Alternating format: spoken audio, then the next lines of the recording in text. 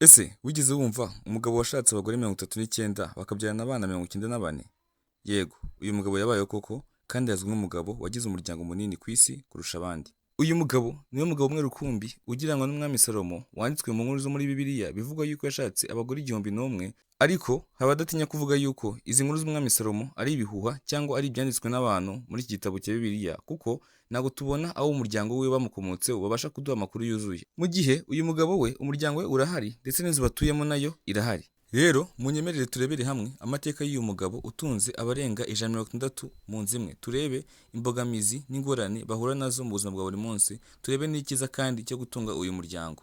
Bana natwe kuva iyi video irangiye uraza gusobanukirwa. Kimwe bisanzwe ndi Garius, ahangaha turi ni kuri Duo TV. Ibuka gukanda subscribe kugira ngo inkuru nziza nk'izi ngizi zitongera kugucika. Kadutangire. Ubundi uyu mugabo amazina yiswe n'ababyeyi ni Ziano Chana. Yavukiye mu gihugu cy'Ubuhinde mu ntara ya Mizorama, ahangaha hari mu mwaka w'1945. Ndetse kandi uyu mugabo yari umuyobozi w'idini ryemerera abagabo gushaka abagore benshi kandi n'abagore babo bakabyemera bakabyakira n'umutima utuje kandi ntafuye. Uyu mugabo iryo dini yayoboraga nta rindi ryitwaga Chana Paula. Uyu mugabo rero Ziano Chana ku myaka ya 17 akiri ingimbi cyangwa umusore, ahangaha nibwo bwa mbere yashatse umugore we wa mbere. Nuko rero nyuma yaho umwe ku wundi agenda ashaka undi paka ageze ku mugore wa 39. Aba bagore kandi nibo babyaranye na Ziano Chana imbyaro cyangwa abana bangana 94. Ubwo abana ni ukuvuga ati 51 ni abana b'abahungu ndetse kandi 43 ni abana b'abakobwa. Muri aba bana rero abakuru muri bo by'umwihariko abana b'abakobwa baje guha uyu mugabo Ziano Chana abuzukuru barenga 30. Abangaba baza kwita bangana n'abantu 160 barengaho imibare tutaramenya, kuko uyu muryango gukura kwawo ni buri munsi na n'ubu ngubu ntiyabuze nk'abangaye bavutse. Igitangaje kandi kurushaho ni uko aba banyamuryango bose baba mu nzu imwe ifite ibyumba birenga 100. Ushobora guhita wibaza, ese uyu muryango ubayeho ute? Utunzwe n'iki? Ese uyu muryango biraworohera kubona amaramuko? Yego, nibyo ngiye kugusobanurira. Bitewe n'ubwinshi bw'uyu muryango kandi bose bakeneye amaramuko kugira ngo bakomeze kubaho, bashyizeho gahunda ikomeye y'imigendekere y'umunsi kugira ngo buri wese abahabwe inshingano ze kandi buri wese anazuzuze mu buryo bukurikira. Reka dufate urugero duhereye ku bagore ba Ziano Chana uko ari 39 bose. Bano bagore bafata inshingano zitandukanye kugira ngo babashe gutunga umuryango. Urugero, abagore bakuru muri bo bafata inshingano z'igikoni kugira ngo bajye gutegura amafunguro y'umuryango, abana baza kuva ku mashuri babone icyo barya ndetse n'umukuru w'umuryango nawe abone icyo arya. Kabiri, abagore b'ababyeyi, ubwo ndavuga abagore bakiri konsa abana, abangaba bafata inshingano zo kurera abana atitaye ngo nuwe cyangwa n'uwa mugenzi we, aba agomba kubarira kugira ngo nyina akomeze kuba inshingano agomba kuba arimo mu gihe uwo ngo ari gufasha umwana wa mugenzi we. Gatatu, abagore batoya. Abagore batoya bahabwa inshingano zo mu rugo zijyanye n'amasuku, ubwo ndavuga ya mirimo nyine yo mu rugo murayizi, gukoropa, kumesa, amasuku y'inyubako ndetse n'ibindi byinshi cyane. Tukiri ku bagore w'uyu mugabo Ziano Chana, reka turebe ubundi barya gute, ubundi barihaza. Uyu muryango wajya ugirana ibiganiro byinshi n'ibitangazamakuru bitandukanye byo ku isi, gusa kimwe mu bibazo byagendaga bigarukaho babazaga uburyo bw'imirire, ese ubundi bahazwa n'ibiro bingaye by'ibiryo. Ahangaha ntabwo batinyaga gusubiza kino kibazo, aho umugore mukuru yavuze yuko ubundi ku munsi baba bagomba gutekwa imifuka 3 y'umuceri kugira ngo umwe mu banyamuryango wese aze kubona ifunguro rimukwiriye. Banavuze yuko kandi nimba bageze mu gihe cyo kurya inyama y'inkoko, ahangaha baba bagomba byibura kubagwa inkoko 30 kugeza kuri 35 kugira ngo byibura buri munyamuryango wese aze kurya agace kamwe cyangwa tubiri tw'inyama tw'izi nkoko. Bavuze yuko bashobora gukoresha ibiro 60 by'ibirayi mu gihe ari guteka ibirayi bikaranze cyangwa ibirayi bifiritije, ubwo tuvuga nka sote cyangwa amafiriti, bari buze kurisha uwo muceri ndetse n'izo nkoko. Urabyumva, ni nko kugaburira ikigo cy'amashuri cyangwa kugaburira ikigo cya gisirikare. Ayo ni amakabya nkuru yanjye. Gusa ntabwo biba byoroshye nk'uko nawe uri kubyumva, kubera yuko niyo bagiye kurya barira mu maseri. Ni ukuvuga ati habanza seri ya mbere y'abana batoya, ubwo ndavuga abana b'impinja kuva ku mezi 6 umwana atangiye kurya, abagore batwite ndetse n'abagore bari mu zabukuru.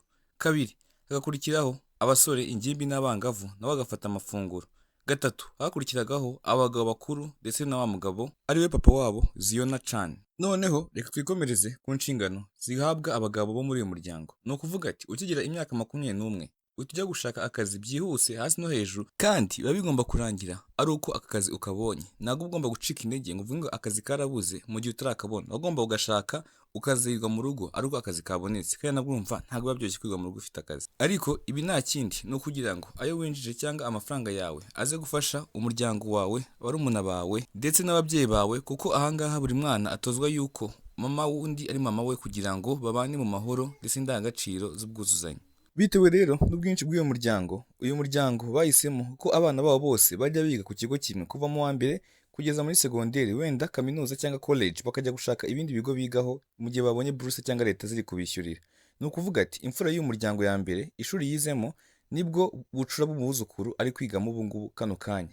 Ni ukuvuga ngo impamvu bahisemo ko bigenda gutya ni uko icyo kigo kirabegereye, ntabwo bari kubona uburyo bwa taransiporo bubajyana ku mashuri, kuko na minervayo ubwayo ntabwo biba byoroshye nk'uko uri kubyumva nyine, kuko uyu muryango ufite abagore benshi cyangwa igitsina gore cyinshi cyiganje abagabo, kandi abagabo murabizi ko aribo bashaka amafaranga, abagore mu gihe akenshi bakunze gusigara muri bino bihugu by'Abahinde bari gukora imirimo yo mu rugo. Ubwo ni ukuvuga ngo abana bose bagera ku ishuri rimwe bakagenda bashoranye mu muhanda, nta gutega babiri aha ngaha, umukuru aheka umutoya cyangwa bakagenda baganira kugira ngo bacume urugendo bakagera aho biga no gutaha bagatahira hamwe, bakigira bari buze kugaruka bagafata amafunguro yabo muri seri, ubundi ubuzima bugakomeza.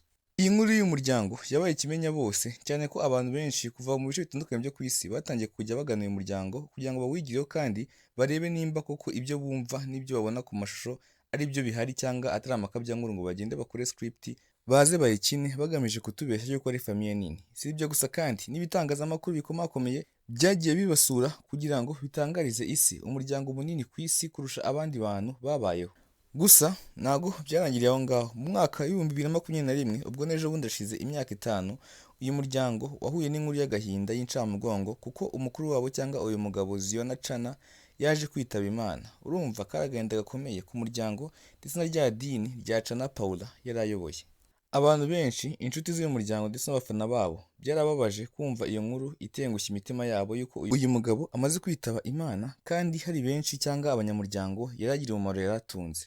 Rero abakunzi n'abafana b'uyu muryango icyo gihe kimara kwitaba Imana uyu mugabo Ziona Chana bateguye inkunga yo kugira ngo bafashe uyu muryango utaza guheranwa n'agahinda, cyane ko umukuru wabo yari amaze kugenda. Si abo ngabo gusa n'abari bagize iri dini bose cyangwa icyo nakita nk'itorero, abanyamuryango baryo nabo barababaye cyane kuko bamaze kugira icyuho kinini cyo kwibura umuyobozi wabo.